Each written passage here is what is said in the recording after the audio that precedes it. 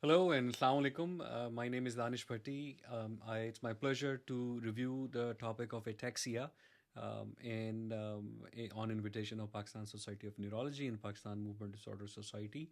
And I'm really thankful to Dr. Ayaz, Professor Ayaz, for inviting me for this topic and review. I would like to dedicate the recording this lecture to the memory of my father, who encouraged me and started me on giving medical education, especially in Pakistan, and that journey that has still continued, although he's no longer alive. So I owe all of this to his memory and his encouragement and his persistence in me doing this. So I would like to review common treatable causes of ataxias, but also some common genetic causes of ataxias, and then we'll discuss a little bit on clinical management, mostly approach to investigation for the secondary causes, and a little bit updates on management of genetic ataxias. So ataxias, both inherited and acquired forms, they usually present with cerebellar features, and sometimes they have proprioceptive features, or they can have both. Usually, the proprioceptive features are coming from neuropathy or lack of input. Spinal cord disease can also cause proprioceptive ataxia, but cerebellar damage itself can also cause proprioceptive ataxia because a lot of the input comes eventually to cerebellum. But when we think of the cerebellar ataxia, then a good way to think of it is in terms of what area of cerebellum is damaged. As you can see in the image above, there is homunculus with various localization, but in general, the head and truncal area is in the middle, and the limbs are more peripherally. And then the flocculonodular lobe is specifically assigned for the eyes, which require so much precision that they have a separate area just for the eye control. So eye control is down here, what is called the flocculonodular lobe, or also vestibulocerebellum. Then the truncal control is in the middle area, what is called the spinocerebellum. And then the limbs is more peripheral in the newer part of the hemispheres of the cerebellum called cerebrocerebellum or neocerebellum.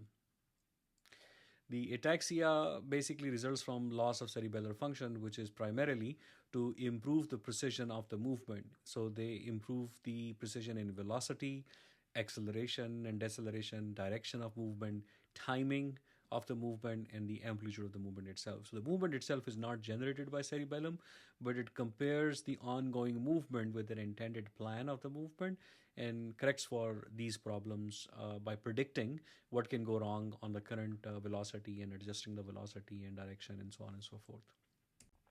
So here's an example of a patient with ataxia. And you can see while resting, there is no tremor or minimal tremor. He looks comfortable. All right, He's in a I'd like you wheelchair, to take this cup, but there doesn't appear reach to be for any it. big shaking or problem.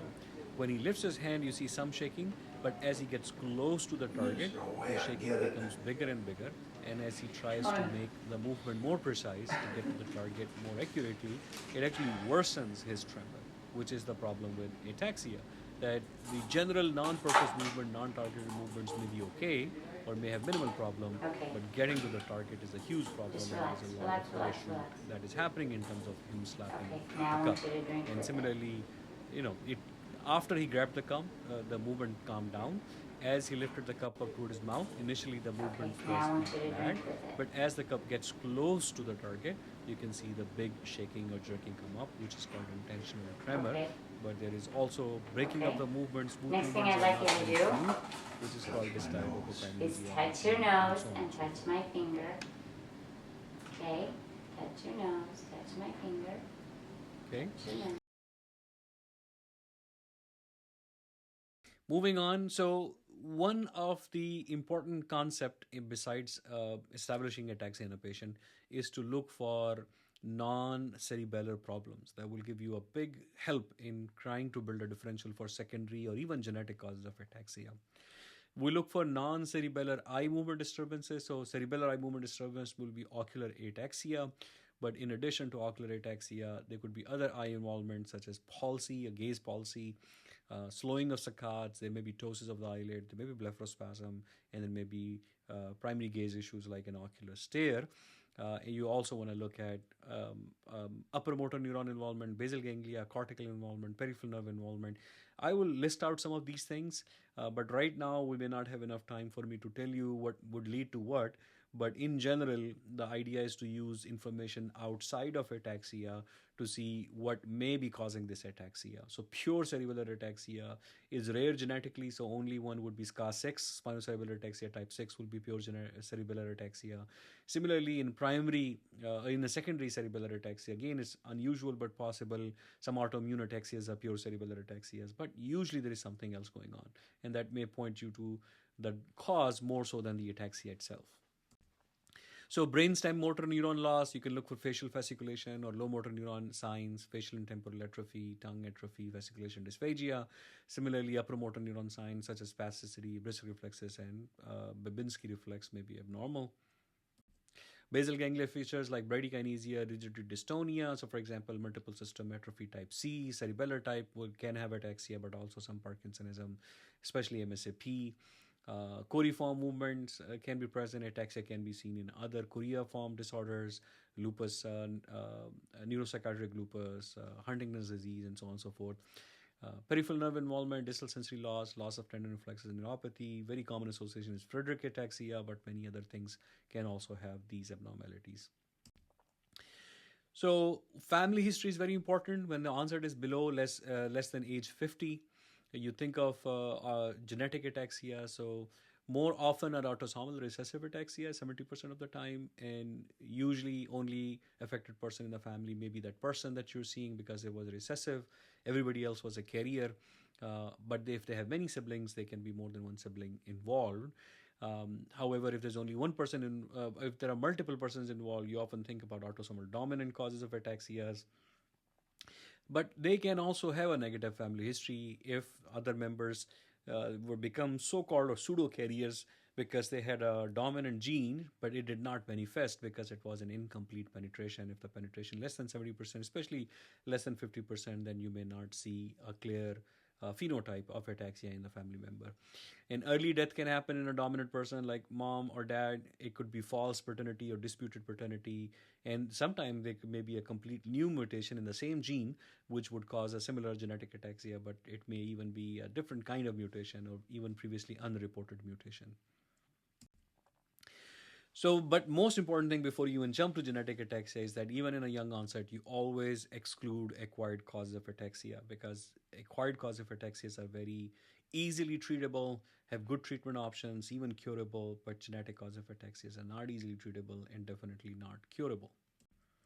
If a specific genotype cannot be diagnosed based on the phenotype and gene testing, then one might also consider metabolic errors. It's very important, especially in young onset problems, but even late onset metabolic errors can happen. So what are the examples of these metabolic errors? Amino acidopathy, so problem with specific amino acid, extremely rare, but I've seen and diagnosed one case presenting with late onset ataxia in 50s with mild mental retardation.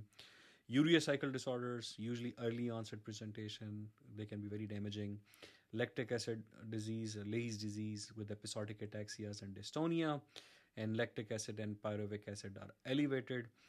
Leukodystrophies, such as the childhood ataxia with hypomyelination, and these are very childhood onset, like Alexander's disease and Peli-Merzbacher disease, and they usually have developmental delay and they have a spastic ataxia. Lysosomal storage disorders like metachromatic leukodystrophy, hexosaminidase A deficiency, Niemann-Pick type C, late onset Tay-Sachs, Sandoff, all of them, you look for cherry red spot, look at eyes, eye abnormalities, you look for outside ataxia, presence of spasticity and cognitive decline, and MRI changes. Similarly, paroxysmal disorders, adrenoleukodystrophy can be adult onset, and usually problem is very long chain fatty acid. It's a normal screening test we almost always order in a ataxia evaluation. Glycosylation disorders typically present with stroke-like symptoms and cognitive decline and seizures, importantly. And then you can have some other common disease that you should not miss, for such as the fatty metabolism problem, the cerebrotendinous xanthomatosis, where there's excessive fat depositions in tendons and in eyes.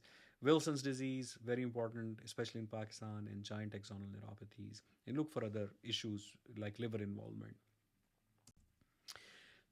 So now circle back to sporadic ataxias. We just touched on genetic and we touched on metabolic disorders, but let's talk about the treatable and acquired causes of ataxias or secondary ataxias, which are more useful to evaluate in a patient. So this is the comprehensive list, but let's go through them one by one. So degenerative pattern ataxia is an ataxia that starts late age after 50 and is slowly progressive, and it is usually makes you think of some form of an ongoing neurodegeneration. It could still be genetic, but the most common cause of a slowly progressive late age onset ataxia is multiple system atrophy or MSA. Approximately 1/4 of the patient go on to develop Parkinsonian signs and more clear clinical diagnosis of MSA that requires presence of autonomic dysfunction. But there are other forms that can present late age, such as progressive myoclonic epilepsies and ataxia. Usually, these are young onset pediatric population, but especially PMA can present late age, or even genetic forms like Friedreich ataxia can have a very late age of onset.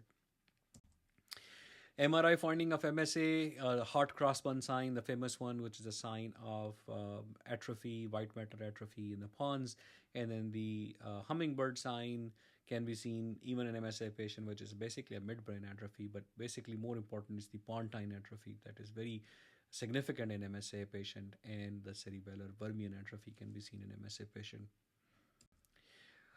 Tumors, posterior fossa tumors, especially things like medulloblastoma and ependymoma, wherein posterior fossa can cause ataxia, which can look like slowly progressive, but is usually younger age, although late age onset can happen, especially with metastatic tumor, although posterior fossa is not a common place for metastatic tumor or meningioma, but schwannomas can happen and can grow big.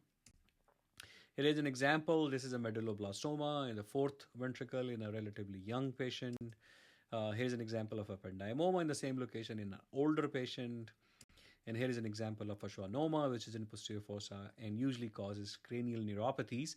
So that's why looking for things besides ataxia can be helpful in diagnosis. Other toxic metabolic causes are very important. This is the single most important factor to never forget or never skip. Presence of medications is probably the single most common cause of ataxia, especially secondary ataxia. So things like anticonvulsant, anti-epileptic, anti-neoplastic medication, drugs of abuse, even chronic alcohol use, heavy metal exposure, lead exposure from paint, and other drugs like antipsychotic medications. Vitamin deficiencies, a low chronic B1 deficiency can present as neurodegenerative pattern ataxia.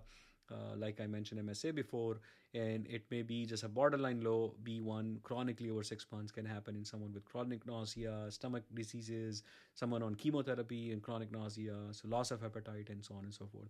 Zinc is important. I've diagnosed 2 patients with zinc deficiency, was easily treatable, can cause myelopathy. I've not found celiac disease, but that can happen, and so on. Very, very important category to never forget. First thing to look for. And then, of course, paraneoplastic phenomena can happen, more common with breast and gynecological cancers, can happen with lung and even with Hodgkin and testicular cancers, and can have both proprioceptive ataxia and also cerebellar ataxia. These are some of the antibodies which can affect the cerebellum, especially the PCA or Purkinje cell antibody. Purkinje is the main cell for integration in cerebellum, and that antibodies can lead to ataxia. Infections are also important, especially post-infectious cerebellar inflammation or cerebellitis, most common with varicella or shingles, varicella zoster, and then do not forget the Creutzfeldt-Jakob disease. An acquired CJD, not genetic, but an acquired CJD can classically present with rapidly progressive ataxia without having the other classic signs of CJD. So I think like 10% of sporadic CJD or acquired from food can present with this kind of a presentation. And again, rubella and Haemophilus influenza. Other syndromes that can present with primarily ataxia, mostly proprioceptive ataxia with multiple sclerosis, but can be cerebellar, Chiari malformation, abscesses, hydrocephalus, Miller-Fisher syndrome, which is a form of Guillain-Barré, which is primarily ataxic and has preserved reflexes. And then superficial siderosis is the single most common important differential for neurodegenerative pattern ataxia or late age of slowly progressive onset ataxia. They often have hearing loss with it, but it's not required. And then you look for brain MRI abnormality. This is the MRI of brain for superficial siderosis. What's happening is that they have a slow chronic leak of blood, and that blood is destroyed, but hemosiderin, iron containing hemosiderin, is deposited on the surfaces of the brain, especially cerebellar surfaces, that causes the ataxia, and in the cerebellopontine angle that causes the hearing loss. And you can see them on a GRE or gradient echo or iron weighted images in MRI. So acquired ataxias that can superficially resemble inherited ataxias is very important. I mentioned neurodegenerative pattern ataxia, where genetic ataxia is a differential late age of onset, but I mentioned some like MSA, superficial siderosis, vitamin B1 deficiency, autoimmune. But then some other acquired ataxias can look very similar to inherited ataxias.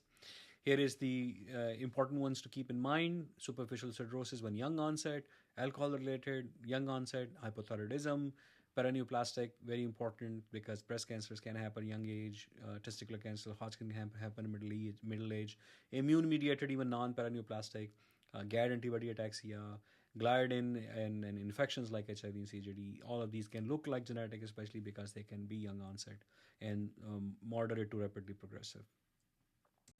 All right.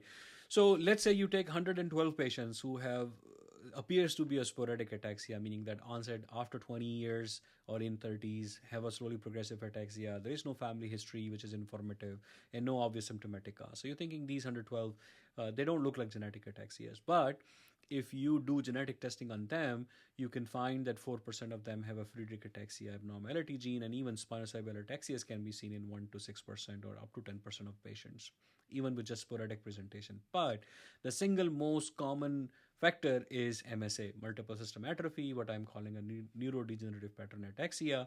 And then in 15% of the cases, there were antibodies, especially anti-gliadin antibodies present. And then still you could not figure out the rest even after extensive workup, including genetic workup in these sporadic patients, which have no obvious other abnormalities on MRI or nerve conduction and so on and so forth. So let's quickly go through the genetic classification of ataxias. I have removed a lot of details. I will try to record a separate lectures on genetic ataxias to go into more in-depth detail. But I think for a practical purposes, especially for a general neurologist, just a bare understanding of genetic ataxias is enough because you don't need to subclassify in a specific form in general. And more important discussion was the sporadic ataxias, metabolic disorders, acquired causes, and so on and so forth. So recessive ataxias are classified into these three groups or subgroups: ataxias with probable oxidant stress mechanism, ataxias with DNA repair deficits, and then other recessive ataxias. In the repair deficits, the main disease to remember is the ataxia telangiectasia, which happens due to problem with repairing the DNA deficits or damage that happen all the time in DNAs. In the ataxia with probable oxidant stress mechanism, the most important to remember is Friedreich ataxia, but the other differential is ataxia related with vitamin E deficiency. So AVED or ataxia with vitamin E deficiency, and then Friedreich ataxia or NFA-like disorders. Ataxia DNA repair deficit is the ataxia telangiectasia and AT-like disorders that include AOA 1 and 2, and then there are the other recessive ataxias. So I mentioned this one, alpha tocopherol deficiency can happen, or vitamin E deficiency can happen. It's similar to Friedreich ataxia and has eye abnormalities that are easy to pick up. A-beta lipoproteinemia can present like AVED, and then checking vitamin E deficiency is very important in the serum. I mentioned the ataxia DNA repair deficit. The main one is ataxia telangiectasia, and then there are AT-like disorders and AOA. These are DNA repair disorders. And then I am gonna jump to the dominant inherited ataxias, which are important. The autosomal dominant inherited ataxias are basically divided into they're divided into three categories, but you can think of two categories. The one that is the important one, which is majority of them, 80% of dominant ataxias are in this one category, which are the polyglutamine expansion scars. These are trinucleotide repeat disorders like Huntington's disease. So they have three nucleotides that are being repeated. The nucleotides are creating glutamine. So they have a long glutamine tail, and that's why they are called polyglutamine expansion ataxias. And these are basically spinocerebellar ataxias or SCA. So spinocerebellar ataxias, and the main group to remember, 80% of scars are polyglutamine expansion scars. And then you can you can kind of ignore this because those are much less common unless you have some kind of a genetic lab that can do this testing, like the non-coding expansion scars and conventional mutation scars. But remember, the polyglutamine expansion scars and these testing are becoming much more commonplace because these are trinucleotide repeat lengths that are easy to pick up. These are the 7 scars which are polyglutamine expansion. This 1, 2, 3. The SCAR 6, 7, and 17. I mentioned 6 earlier in the lecture. This is a pure cerebellar degeneration, no other abnormality. I will mention SCAR 3 because it has a famous name, the Mercado-Joseph disease. I will mention SCAR 17 because it's also Huntington's-like disorder, so it can sometimes present as a Huntington-like disease. And then, of course, the DRPLA, which is tested very often. I've never seen a case, which is the dentato-rubro-pellido-Lewisian atrophy. Lewis, remember, is the subthalamic nucleus of Lewis, and pallidum is the globus pallidus, and rubral is the red nucleus, and dentis is the nucleus in the cerebellum. So the only thing I want to point out here, but you can pause the video and read the table, is that the repeat length changes how that case will present. So they don't have a uniform phenotype, and there is no exact cutoff on what is small, what is medium. But a small repeat length may have a mild disease, may not have anything, any symptoms or late symptoms, or maybe even episodic symptoms, which is the most confusing. Spinocerebellar ataxias, we don't think of them as episodic ataxias, which has a separate classification as genetic ataxias, but a very low repeat can present expansion. So a very low repeat is normal, but an abnormal repeat, which is expansion, but a low expansion can present with episodic. And then the medium repeat length will have more disease, large repeat and severe disease, very large repeat length will be neonatal disease or an infantile disease or so on and so forth. And then you can read the table. Polyglutamine expansion scars, the most important thing in them is that they all have abnormal eye movement. They can have hyper or hypometric saccades, so overshoot or undershoot in a saccade. And then when they are doing the pursuits, and if you measure them through electrooscillography, you will get problem with the gain in pursuit, how fast it accelerates and how fast it decelerates, and you can pick them up easily on a vestibulonystagmography or VNG. And nystagmus, of course.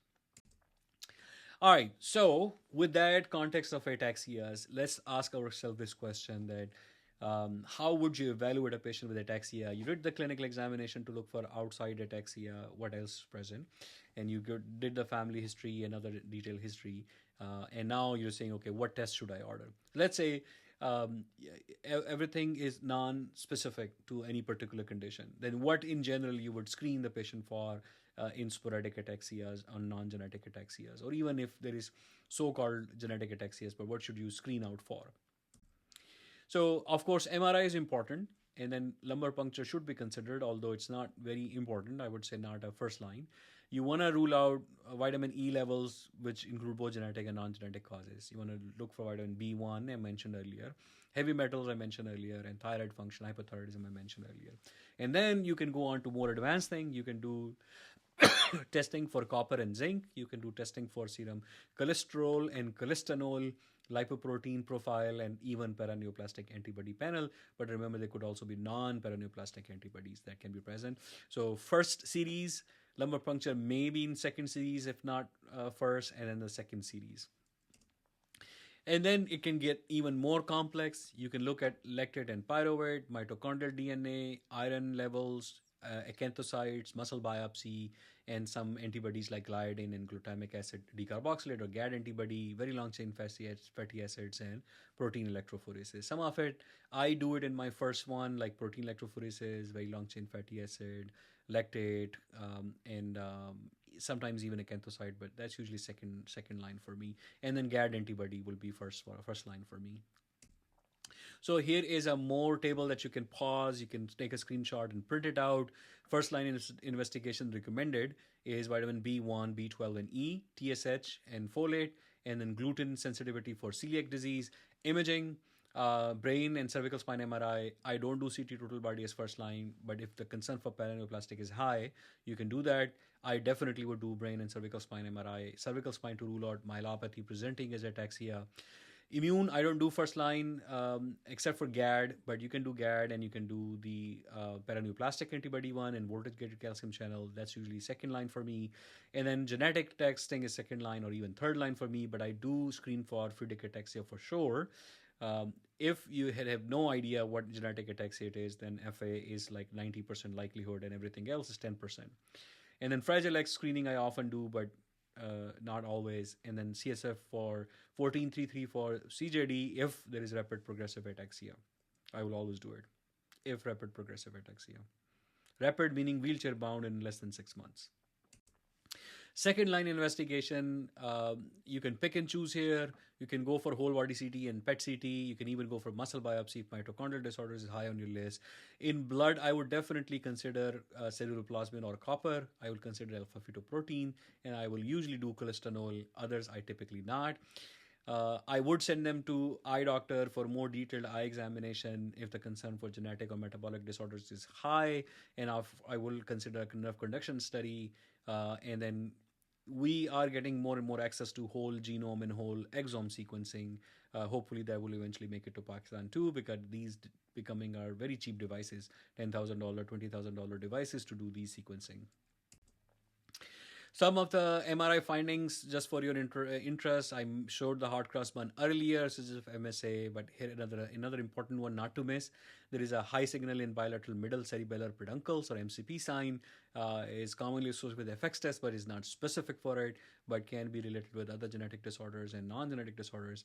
And then cervical spine atrophy, not the myelopathy, is suggestive of Friedreich ataxia, very highly suggestive, especially if there is some cerebellar atrophy with it.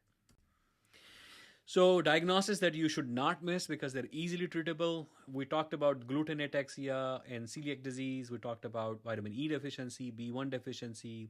I would add B12, but that's usually more than just ataxia. I would not want to miss CTX or cerebrotendinous xanthomatosis, Niemann-Pick disease in kids because it's very easily pickable, treatable. And then, of course, Wilson's disease you don't want to miss, although it's not usually just ataxia that they're presenting with. So how would you treat this patient? Remember, if you found any drug or a offending agent, stop that drug. If you found a deficiency like vitamin B1, zinc, copper, replace those. And then look for other secondary causes like tumor, Wilson's, infection, so on and so forth, superficial cirrhosis, leaky blood vessels. Then treat those. And then offer rehabilitation. But the question is that what about ataxia-specific drugs? So there is no FDA-approved ataxia drug for acquired causes. There is one FDA-approved drug for genetic causes that just got FDA-approved that I will mention. And then there are some off-label drugs that I have tried that I can mention. My two go-to drugs that I always try in every single patient with, regardless of whether it's genetic ataxia or sporadic, will be buspirone, or Buspar, that's an anti-anxiety medication, anxiolytic, with decent case reports about its benefit and my personal benefit experience. Works in about a third of the patient. And then the other one that I will always try will be 4-aminopyridine. It is not FDA approved for anything. It used to be an old antipyretic. Now it's available off-label as a drug that you can compound. So there are some suppliers that make it in bulk and can ship it. It's very cheap in US and probably will be even cheaper in Pakistan if you can find someone that can import it and compound it. You can also use it in multiple sclerosis in place of Empira, which is a dipyridamole. So 4-aminopyridamole is a single pyridamole, while Empira is a 410 diaminopyridamole, but it works the same. It's a prodrug. So 4-AP can also work for MS patients. But what are the specific drugs in ataxia? What's already on the market is riluzole. It's an ALS drug, amyotrophic lateral sclerosis drug, but has good data on genetic ataxias. But of course, you can also try it in non-genetic ataxia. And there are studies from Italy on SCAR2, SCAR3, and other patients with decent benefit. So I would definitely consider trying it if it's available and accessible. The other option that will be amantadine, that is, I often try, especially if there's concern for MSA or something else.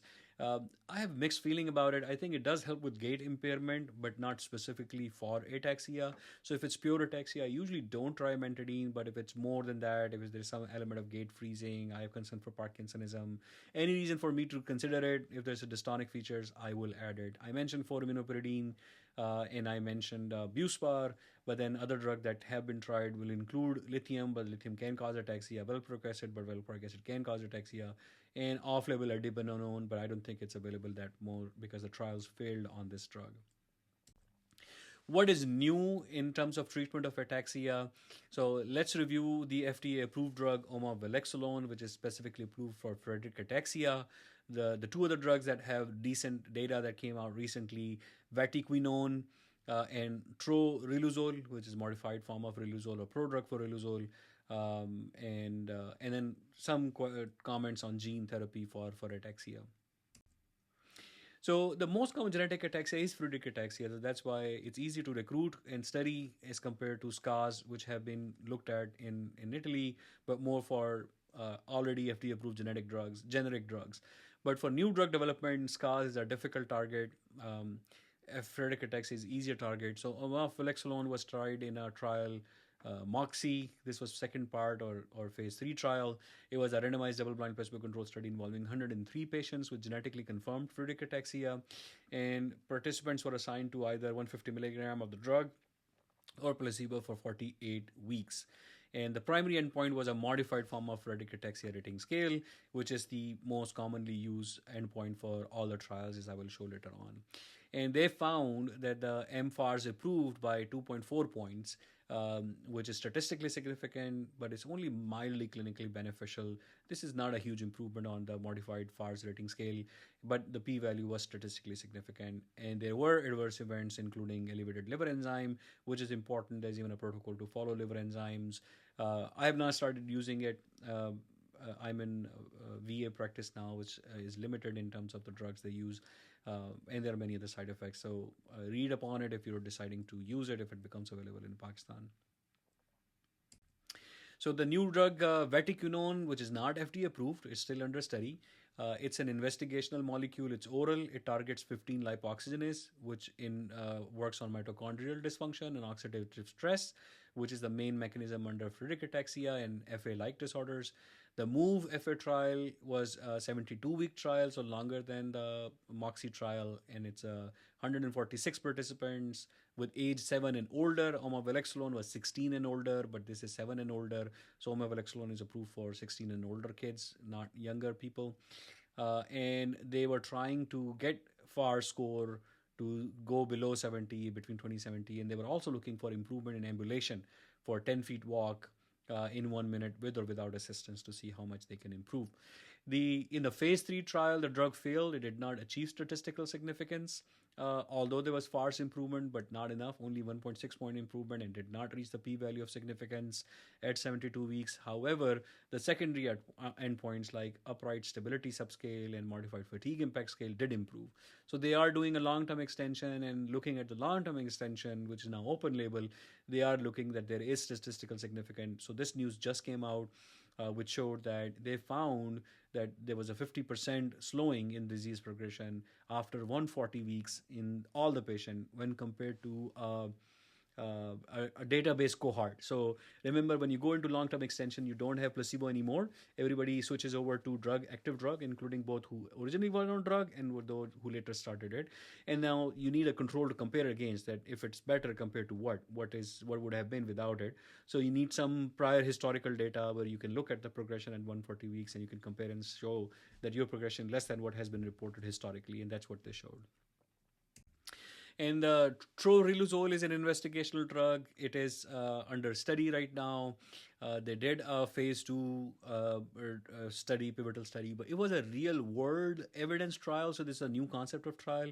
So you don't do a double-blind, placebo-controlled, randomized trial. What you do is that you put everybody on drug as you would in a real world, and you don't have strict protocol on when to go up, when to go down, and so on and so forth. Let people treat how they would treat their patients, and then you compare them against, again, a historical data or a data of cohort that is not on the drug of the same time.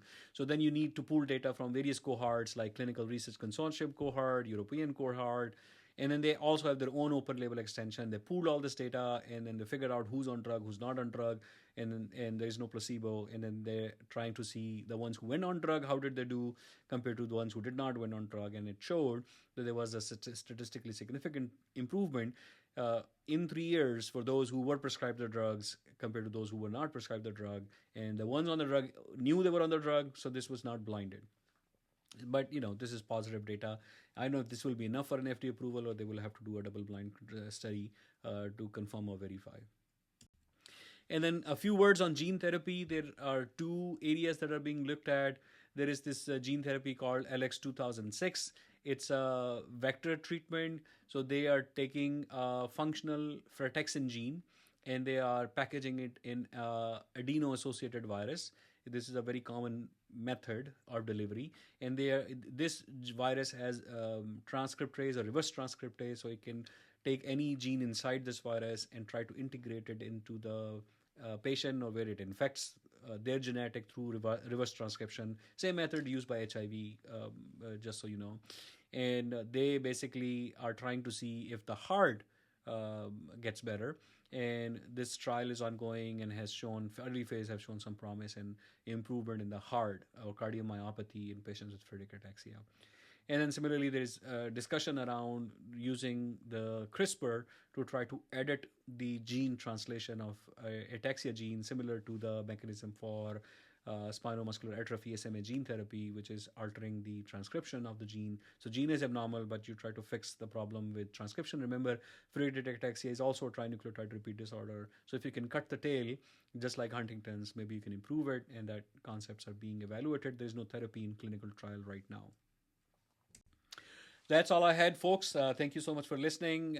I maybe made it a longer recording than what I was assigned for initially in the annual update meeting, but because I missed the meeting due to some technical glitches, I thought now I can go longer than my assigned time and give you some more information and details.